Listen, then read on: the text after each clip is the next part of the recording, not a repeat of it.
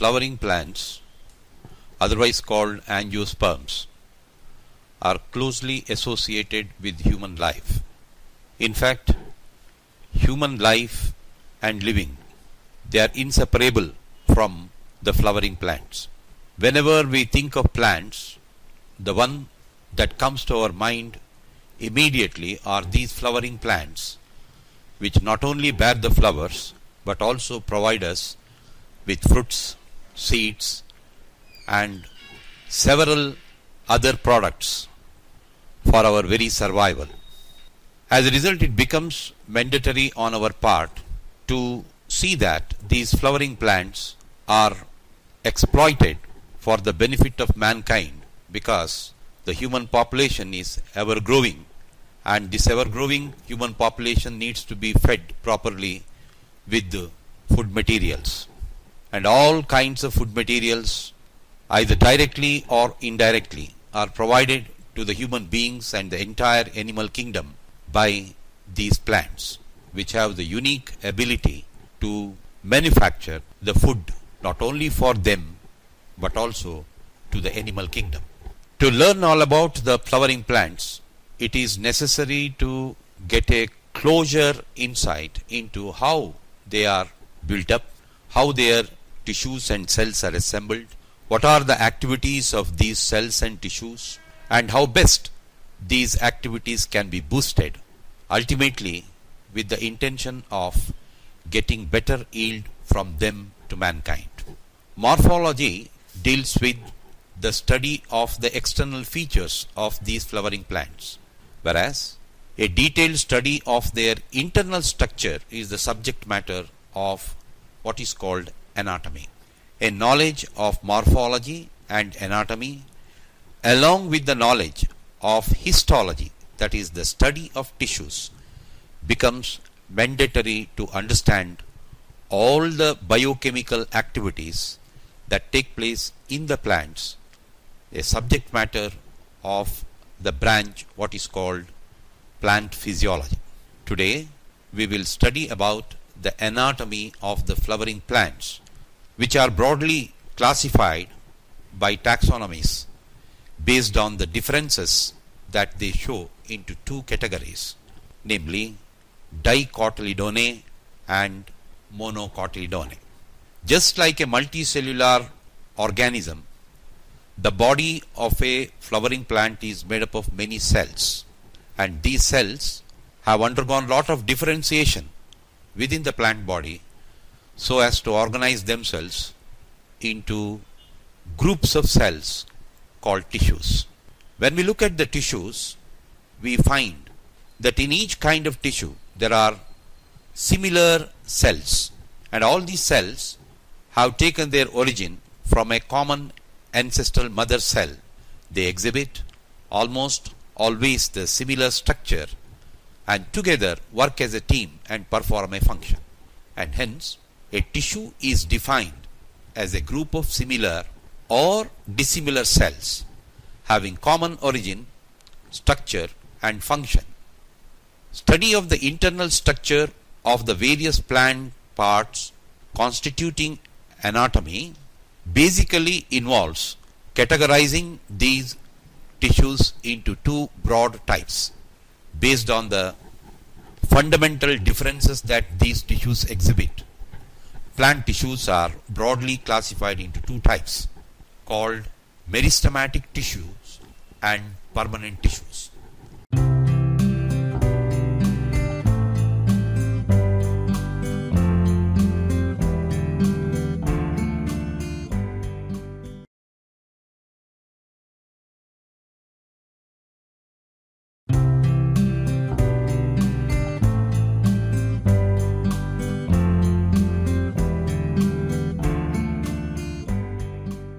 A meristematic tissue is a group of young, immature, undifferentiated cells which are almost always under a continuous state of cell division, forming new cells.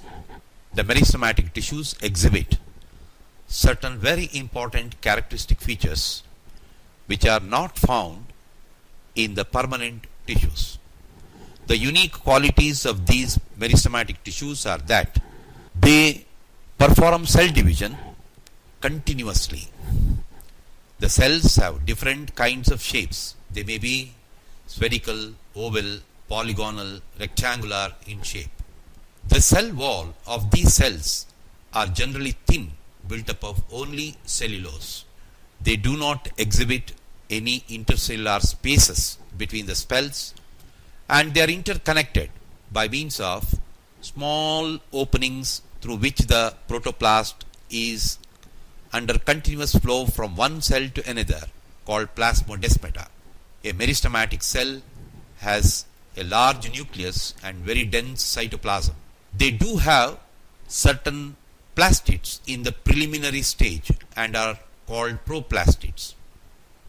The vacuoles, which are generally seen in matured plant cells, are absent. Sometimes when they are present, they are very small.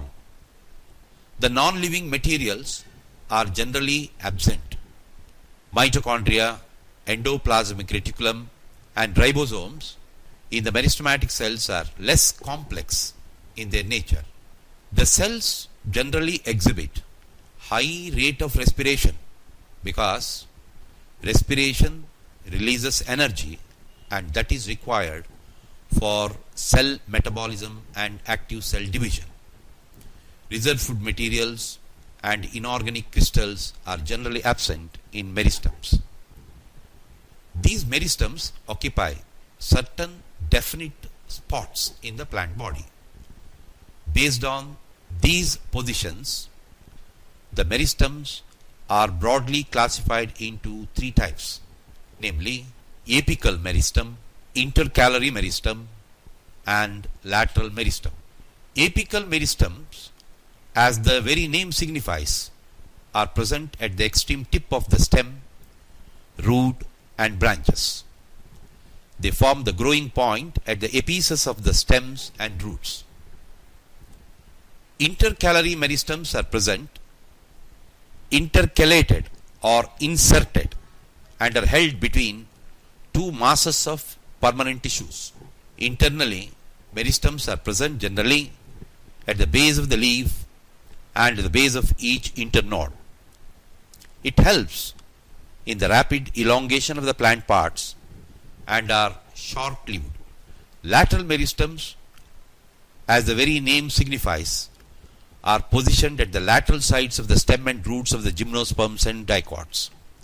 Here the cells divide in a longitudinal plane, that is what is called periclinal division, resulting in the increase in the girth of the plant.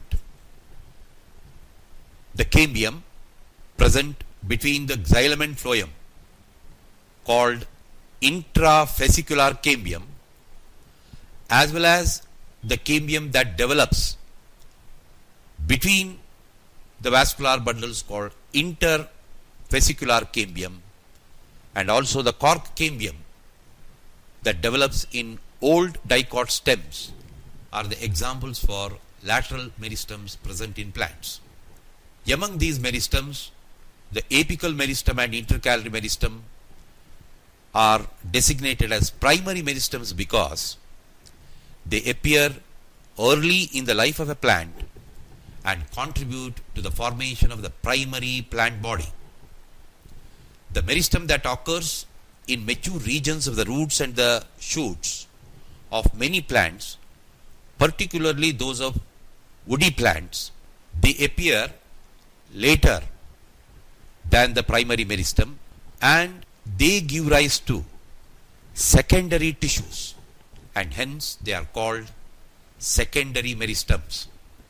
Following divisions of the cells in both primary as well as secondary meristems, the newly formed cells become structurally and functionally specialized, and after some time lose their ability to divide. Such cells which have lost their ability to divide and develop into mature cells constitute the permanent tissues.